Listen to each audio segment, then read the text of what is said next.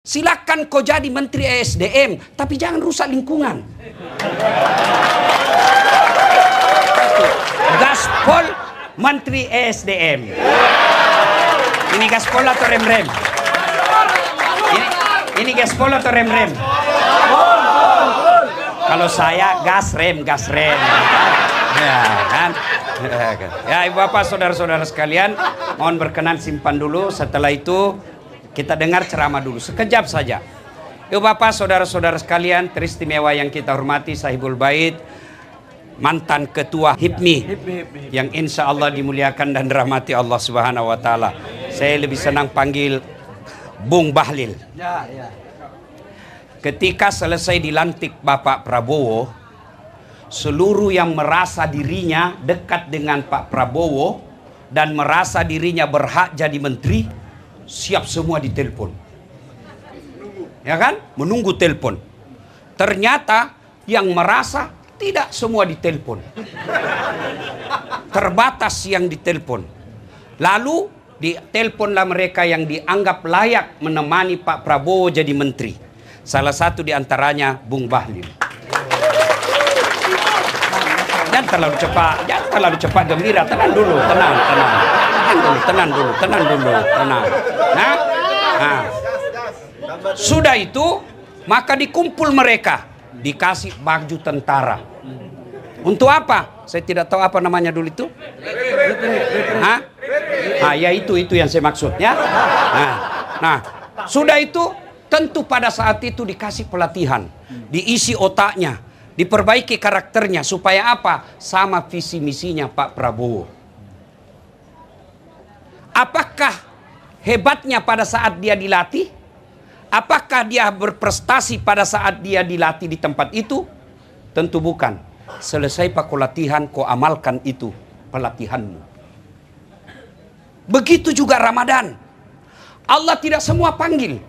Tidak Allah katakan ya ayuhan nas, wahai manusia. Allah katakan ya ayyuhalladzina amanu, orang yang beriman. Makanya jangan heran ada orang Islam mengaku beriman tadi tidak puasa. Kenapa? Menunggu telepon tidak ditelepon. Ya, mengaku beriman belum gampang. Tapi yang susah diakui oleh Allah sebagai orang beriman. Nanti Allah tanya, kalau kau beriman kenapa begini caramu menteri? Kalau kau beriman, kenapa orang berjamaah kau tidak datang? Kau enak aja merokok di belakang. Tuh, kau tonje bilang gaspol. Iya toh? Kalau kau beriman, kenapa orang taraweh kau tidak ikut? Iya toh? Iya, bos, dengar dulu bos, dengar dulu. Saya cinta kalian. Kenapa? Saya yakin bapak-bapak ini ikut mewarnai Republik Indonesia. Saya ini kasihan cuma pote-pote di mimbar. Pengaruhnya paling 0,1%. Tapi kalau tuan-tuan sekalian punya pengaruh. Maka kalau saya beritahu yang baik seperti ini, jangan marah. Anggaplah ini bagian kecintaan saya. Ya? Nah, bos, puasa boleh dilakukan selesai Ramadan. Puasa boleh dilakukan selesai Ramadan, namanya Senin Kamis. Kau tidak puasa karena sakit atau musafir, kau boleh ganti. Tapi kalau tidak tarawih kok, bisa kau ganti di bulan Syawal. Kita tarawih, gila. Iya toh, maka mudah-mudahan yang belum tarawih nanti tarawih. Nah sudah, dipanggillah kita, Pak Prabowo panggil para menterinya. Untuk apa? Menyatukan visi. Ada tujuannya itu retret. Ada tujuannya, bukan sekedar orang yang di medsos itu kan maha benar netizen dengan segala komentarnya. Ya kan? Ini habis-habisan anggaran. Ya kan? Nah ada tujuannya. Apa? Menyatukan visi. Tidak bisa jalan pemerintahan Pak Prabowo kalau tidak sama. Menterinya lain maunya, si B lain maunya, maka dikumpul mereka. Begitu juga puasa. Ini pelatihan, retret namanya. Ramadan ini pelatihan. Kalau ada orang rajin sholat Ramadan, tidak spesial bos, memang tampaknya. Kalau ada orang pergi umroh, 24 jam ibadahnya baik, memang situasinya harus begitu. Tapi Ramadan ini, lihat nanti efeknya setelah kau Ramadan. Puasa itu pengendalian hawa nafsu, pengendalian Kalau definisi pikinya itu puasa, tidak makan, tidak minum, tidak berhubungan badan secara sengaja. Kalau tidak sengaja tetap sah. Kamu, misalnya Pak Menteri kan pagi-pagi terbiasa sarapan. Habis 1 mangkok coto. Nah bilang ajudan, tapi Pak Menteri puasa. Astagfirullah. Rezekimu. 1 mangkok itu rezekimu. Siang lagi lupa lagi, cambuk lagi. Pak Menteri, rezekimu selama kau lupa. Begitu juga kalau Bapak berhubungan badan secara tidak sengaja. Tapi kira-kira Pak Menteri tidak mungkin tidak sengaja. Masa buka baju tidak sengaja? Terlewat. Dia bilang hilap kau Ustaz. Tidak mungkin. Dihipnotis kah? Ya, tidak mungkin. Nah, kalau sekedar itu saja bos, sekedar itu saja kau tidak makan, tidak minum, tidak berhubungan badan, binatang juga puasa. Makanya itu Al-Baqarah terlanjutnya agar Allah membedakan kalian dengan binatang. Ada binatang puasa? Ada. 1, ular. Puasa itu. Kapan itu ular puasa? Ketika dia ganti kulit. Tidak makan, tidak minum, tidak berhubungan badan. Tapi celakanya selesai ganti kulit tetap jadi ular. Iya toh? Ada orang sebelum puasa penipu. Suka cari-cari muka depannya Pak Menteri. Ini yang banyak rusak Pak Menteri itu. Penjilat. Biasa iya mau bos. Kau sekolah tinggi-tinggi pengusaha. Kau punya anak diangkat martabatmu oleh Allah. Masa depan pejabat kau rendahkan wibawahmu. Biasa iya mu. Teman saja. Itu namanya jabatan. Jangan membuat kau gila. Ada masa jabatanmu itu pasti habis. Presiden saja Pak Jokowi 10 tahun. Mana sekarang? Iya toh. Biasa iya saja bos. Biasa mau kau hidup ini. Ya. Nah sudah. Ada lagi binatang yang puasa. Ada. Apa? Ulat. Itu dia puasa. Coba itu ulat. Kasih daun. Semua dia makan. Serakah. Itu ulat kalau kasih daun dia habisi semua daun. Tapi hebatnya. Ketika dia jadi kepompong. Tidak makan. Tidak minum. Tidak berhubungan badan. Tapi yang luar biasa. Setelah jadi kepompong dia jadi apa? Jadi kupu-kupu. Kalau puasanya ular, nyanyinya apa? Aku masih seperti yang dulu. Hai Pak Cetong, lagu angkatan 80. Tapi kalau kepompong, apa lagunya? Persahabatan bagai kepompong, merubah ular menjadi kupu-kupu. Coba lihat itu kupu-kupu. Itu ulat, semua dia makan. Tapi setelah jadi kupu-kupu, subhanallah, dia selektif. Apa dia makan? Bukan lagi. Tapi apa dia makan? Intisari daripada bunga. Yang paling bagus itu. Tapi apa dia rusak? Tidak. Dia ambil saripati bundanya, tapi dia cabut. Tidak ada ranting yang patah, tidak ada bunga yang rusak, tidak ada dahan yang jatuh. Silakan kau jadi Menteri ESDM, tapi jangan rusak lingkungan.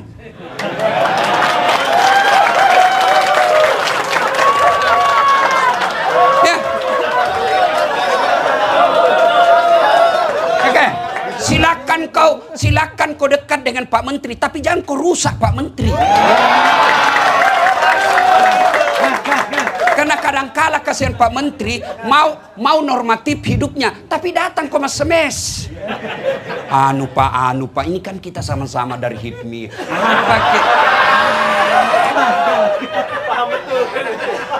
Jangan kau rusak, kau bersyukur ada orang HIPMI yang jadi menteri. Jangan kau rusak citra HIPMI-mu hanya karena kepentingan pribadimu. Itu yang disebut dia ambil saripati madu, tapi dia tidak rusak itu bunga. Silakan kau dagang, silakan kau ikut pilkada, tapi jangan kau rusak lingkungan, jangan kau rusak mentalnya orang. Mau kau jadi kepala daerah silakan, tapi jangan kau bagi-bagi uang. Coba, apalagi silakan kau jadi caleg, tapi jangan kau nyogok. Serangan fajar. Nah bilang bukan serangan fajar Ustadz, ini sedekah subuh. Jangan tahu akal-akali agama. Nah, coba lihat, setelah dia isap itu saripati madu, dia pindah ke bunga lain. Tapi hebatnya, setelah dia pindah, dia tidak rusak yang dia tinggalkan. Tapi apa? Dia bawa kemakmuran bagi yang dia datangi. Itu yang disebut penyerbukan. Artinya apa? Kalian kalau jadi pejabat, jadilah rahmatan lil alamin.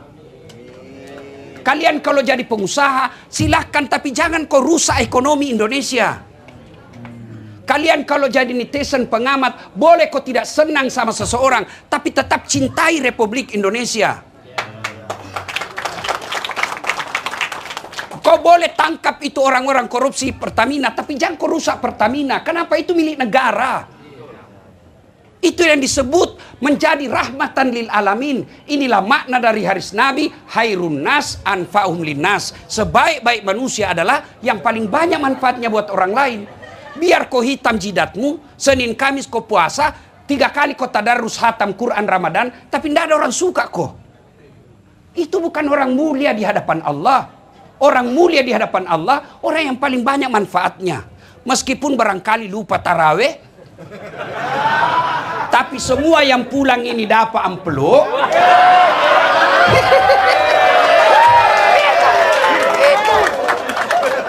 Tapi jangan tongkas negara, kan banyak jualnya. Iya toh. Dan demi Allah, tidak ada orang bangkrut karena berderma. Tidak ada, Pak. Saya mewakili aspirasimu semua. Ya kan? Nah, sudah. Maka dikumpul kita itu, Pak Menteri, dikumpul menyatukan visi misi. Nah, visi misi puasa ini ada. Bukan sekedar menahan makan, minum, dan rumah badan. Tapi apa? La'allakum tattaqun. Agar kau menjadi orang takwa. Allah tidak mengatakan kau pasti bertakwa. Agar itu ada 2 peluang. 1 bertakwa, 2 gagal. Makanya disebut agar. Allah tidak mengatakan pasti kau bertakwa. Tidak seperti ketika Allah katakan ud'uni astajib lakum. Berdoa kau kepadaku pasti saya kabulkan. Tapi puasa Allah katakan agar kamu bertakwa. Nah sekarang berapa hari makin puasa Pak Andi? 19. Cindipi le? Cindipi. Sudah 19 berarti lewat mistengah. Pares samai visi misi tak Ramadan sudah sampai atau tidak? 18. Ya jangan kiri bu 18 19 sama. Itulah ibu suka kita tunggu salah. Hari puasa aja di markup. Apalagi yang lain. Jadi gini ya. Nah, takwa. Apa itu takwa? Mari kita periksa. Sudah 18 kita puasa. Mari kita periksa. Sudah ada hasil enggak? Mestinya sudah harus ada hasil minimal 50%. 1. Takwa itu menurut bahasa Arab, takwa itu takut. Artinya takut. Ingat, takut kepada hamba, sesama makhluk beda dengan takut kepada Allah. Kalau takut kepada sesama hamba, takut sama makhluk, kita jauhi. Bapak takut sama polisi, jangan terlalu jauh. Jangan juga terlalu dekat. Ya? Ya kan? Nah, Bapak takut sama ular, jauhi ular. Ya kan? Tapi kalau takut kepada Allah, beda. Dekati Allah. Dekati. Nah, inilah Ramadan saatnya mendekatkan diri kepada Allah. Caranya, silakan ambil porsi masing-masing. Anda yang bisa ngaji, silakan ngaji. Anda yang bisa kuat tahajud, silakan tahajud. Anda yang bisa zikir, silakan zikir. Ambil semua bagian-bagian. Itu yang disebut dalam Al-Quran, pastabikul khairat. Nah, sudah. Itu kalau definisi, kan kalau kita dulu waktu tak sekolah kan, kalau kita mengajar pengertian, selalu ada definisi etimologi dan definisi terminologi. Ya kan, masih ingat dulu kan? Nah, etimologi itu adalah menurut kata, akar katanya. Takwa menurut akar katanya, menurut Imam Bushairi terdiri dari 4 kata. Apa itu? 1, ta, kaf, waw, ya, takwa. Mari kita simak satu-satu. Sampai jam berapa ini Pak Menteri? Mainkan. Oh mainkan. Oke ya. Oke mainkan. Oke. Mari kita lihat. Apa itu takwa? Pertama huruf ta. Apa itu? Tawadu. Lawan dari sombong. Lawan dari angkuh. Lawan dari borroh. Ya. Nah sekarang kita lihat contoh kehebatnya itu puasa. Coba lihat orang kuat apa namanya itu yang angkat barbel. Wah bagus sekali badannya. Begitu jam 11 mulai loyo. Ya kan? Itu baru jam 11. Jam 13 makin loyo. Nggak tahan dia, tunggu azan maghrib, dia piasan sendiri. Itu baru berapa jam kau tidak makan. Kau sombong di hadapan Allah. Ayo. Apa itu sombong pakaian mewah? Oh salah bos. Sombong itu pakai barang mahal? Belum tentu. Saya bilang kalau anda yang kaya, pakai itu yang kau punya. Pakai, tidak semua orang kasih. Ibu-ibu yang punya emas, pakai itu emasmu, pakai berlianmu. Namanya perhiasan, pakai. Apa itu sombong Ustaz? Sombong itu dua karakternya. Satu, nganggap remeh orang lain. Dua, menolak kebenaran. Itu sombong. Jadi kalau pakai LV boleh, silakan. Gak apa-apa. Ya, nanti kapan dia sombong Pak Menteri? Misal Pak Menteri pakai LV, ya wajar lah, banyak uangnya. Iya toh? Lalu kapan dia sombong? Ketika dia hina orang. Dasat, kau tahu ini LV? Ini 20 juta ini. Nggak bisa kau pakai. Itu baru sombong. Itu baru sombong. Ya. Kalau dia pakai LV, Dasat, kau tahu ini LV? Iya saya tahu. Kau mau pakai? Silakan kau ambil.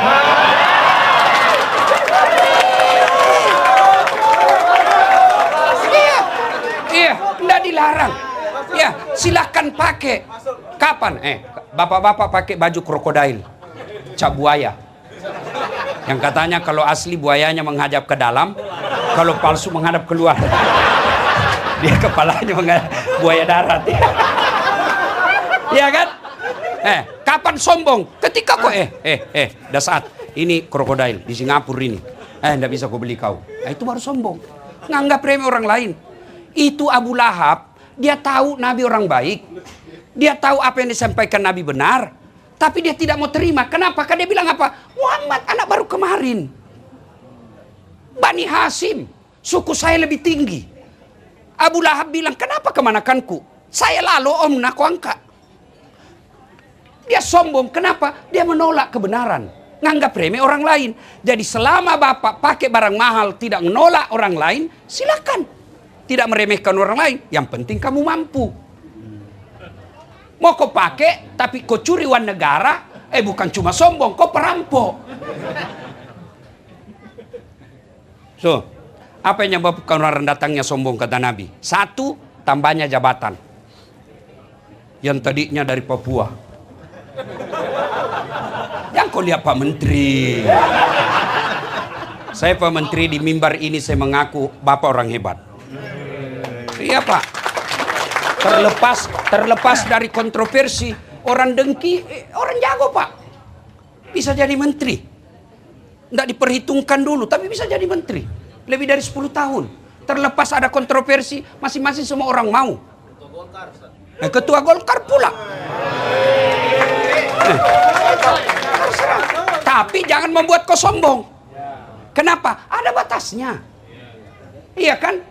Kau menjadi menteri ada batasnya. Tergantung presiden. Kalau presiden sudah tidak senang, ya wabillahi taufiq wal hidayah. Iya toh. Kau jadi menteri, tiba-tiba di reshuffle, masih mau pakai lambang menteri, lewat di pasar, Nabi bilang astagfirullah sakit. Apa yang kita mau sombongkan? Yang kedua, penyebab datangnya sombong, bertambahnya ilmu. Termasuk ustadz. Peluang punya sombong, iya. Ada ustadz sombong, ada. Banyak. Ciri-cirinya, tidak mau menerima perbedaan. Apa yang mau disombongkan? Seperti saya ini penceramah. Mau sombong? Enggak. Jangan. Kenapa? Saya bisa jago ceramah karena ada penontonku. Bayangkan kalau saya ceramah di sini 2 jam berapi-api, enggak ada penonton.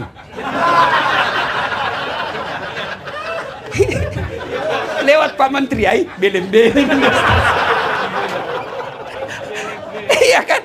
Apa yang kita mau sombongkan? Ada orang merasa ahli dibilang kedokteran. Jangan kau sombong. Kau tidak ahli dibilang komputer. Kau ahli di bidang komputer, belum tentu kau bisa tambal ban. Kenapa Allah tidak kasih semua orang ditabatasi? Supaya apa? Supaya kau punya ketergantungan sama orang lain. Kenapa punya ketergantungan? Kata Umar Rama, roda kehidupan berjalan. Jadi jangan sombong. Yang ketiga, penyebab datangnya sombong, bertambahnya kekayaan. Yang tadinya rakyat biasa, tiba-tiba dapat tambang. Pembebasan lahan, dapat tanahnya, ya ada batu bara di dalamnya. Ya kan? Tiba-tiba kaya. Jangan kau sombong. Allah marah, banyak duitmu, tapi nak kasih ku penyakit, Allah ndak ada bisa kau makan. Ada orang begitu, ada. Miliaran uangnya, tapi dilarang makan nasi. Ini nasi terlalu banyak karbonnya, banyak gulanya. Jangan makan nasi, Pak. Jadi apa aja bisa saya makan, Dok? Ubi rebus. Jangan makan daging. Jangan makan ikan. Jangan makan garam. Jangan makan gula. Ada bisa dia makan. Apalagi cukup dari situ, tidak. Dia bilang, tolong kalau siang, bapak-bapak kalau pagi karena bapak tidak pernah kena matahari, bapak jalan-jalan di kompleks, jangan pakai baju supaya kena matahari badannya, pakai celana pendek ya, supaya kena juga itu. Jangan pakai sendal, jangan pakai peci, jalanlah dia di kompleks, tidak pakai baju, tidak pakai sendal. Apa bedanya sama gembel?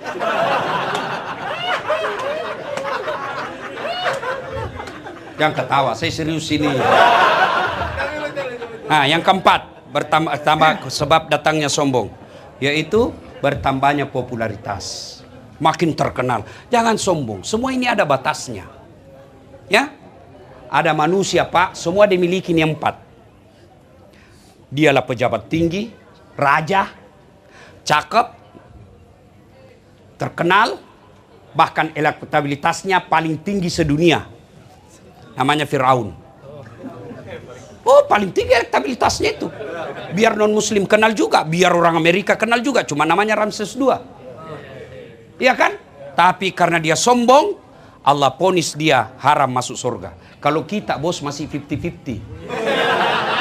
Bisa masuk surga, bisa juga masuk neraka. Firaun sudah diponis, tidak boleh dia masuk surga. Kalau kita masih ada harapan. Apa cukup sampai di situ keinginan Firaun? Tidak. Allah hinakan Fir'aun. Sampai detik ini tidak ada satupun orang HIPMI mau kasih nama anaknya Fir'aun.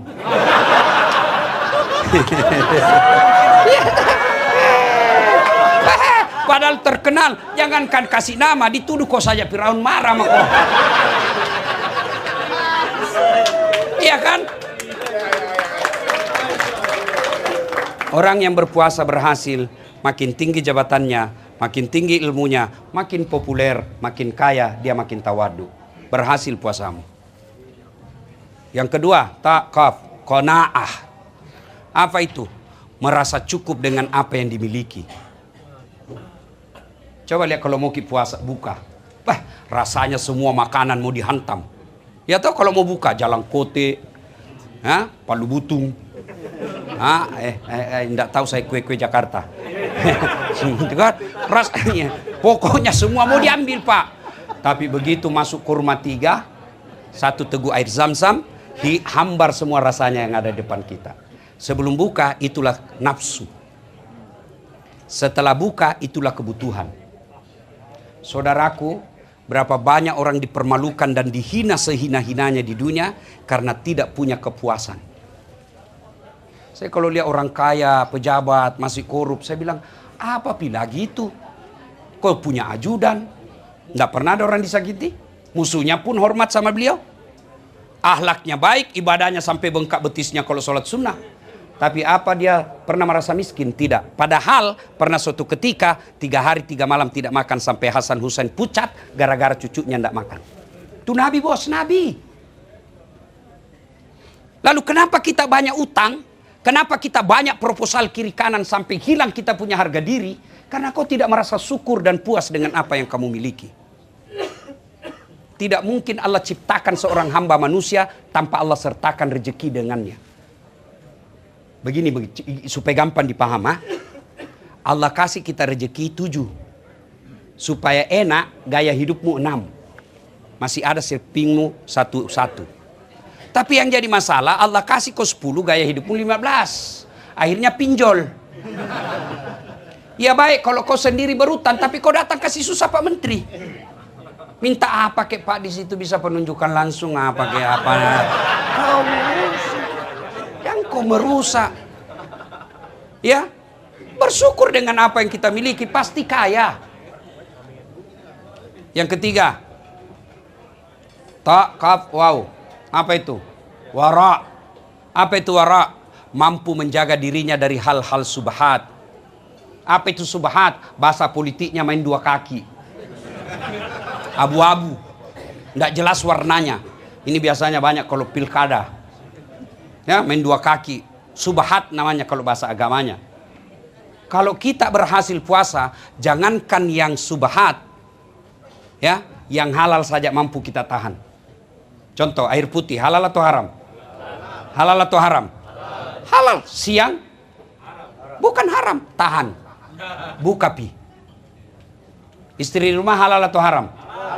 Halal. Jam 12 siang? Tahan. Buka pi. Boleh kau pakai buka puasa? Boleh. Tapi kalau kira-kira 30 tahun maka sama bos. Tenamo. Dicoli-coli ya.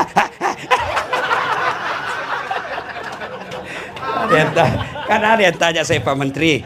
Dia bilang, akhir-akhir ini saya Ustadz ini saya sudah kurang semangat sama istri. Dia bilang, apa doanya Ustadz? Saya bilang, tidak perlu baca doa, tergantung lawan tanding.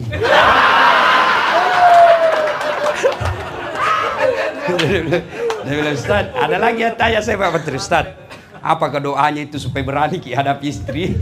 Saya bilang, kalau ada doanya itu saya tidak kasih, kok saya nggak malu.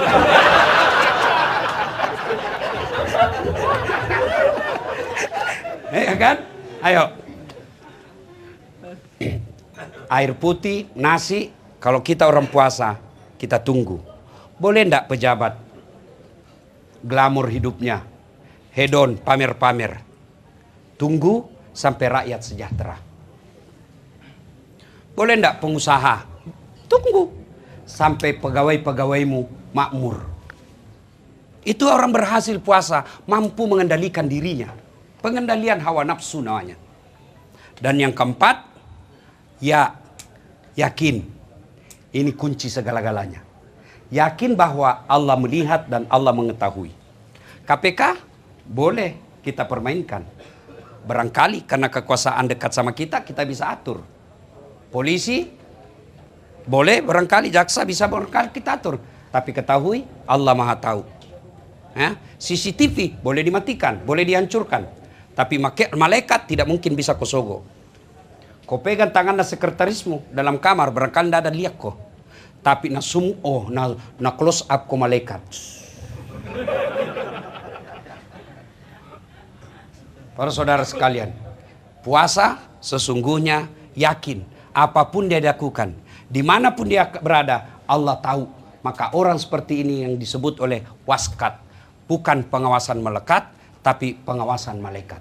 Kalau ini dia mampu pegang, maka apapun dan bagaimanapun kondisi yang dia miliki, kehebatan yang dimiliki, pangkat jabatan yang dimiliki, pasti orientasinya kemaslahatan umat. Bapak saudara-saudara sekalian, kalau sudah terjadi maka Allah kasih apresiasi, la'allakum tattaqun, kau bertakwa, yaja'allahu mahraja. Saya kasih kau jalan keluar dengan segala kesusahanmu, saya bukakan kau pintu rezeki dari jalan yang tidak kau sangka-sangka. Rasanya ingin berlama-lama, tapi kita harus tahu Pak Menteri juga tentu terbatas waktunya. Ini saja tausiah kita, mudah-mudahan ada manfaat. Terima kasih atas undangannya. Sebagai motivasi buat anak-anak HIPMI. Saudara-saudara tahu enggak, golongan pertama orang masuk Islam itu pengusaha muda. Oh, Masya Allah. Iya, pengusaha muda yang sekarang kalau di Indonesia HIPMI. Abu Penghuni Bakar, surga, penghuni ya, surga. penghuni surga. Yang penting jangan kau pelit. Ya kan? Coba. Abu Bakar Siddiq, orang kaya. Utsman bin Affan, orang kaya. Abdurrahman bin Auf, orang kaya. Siti Khadijah, 2/3 barang mewah di Mekah miliknya Khadijah waktu itu. Orang-orang kaya. Allah tidak memusuhi orang kaya. Bahkan orang kaya bendaharanya Allah di dunia.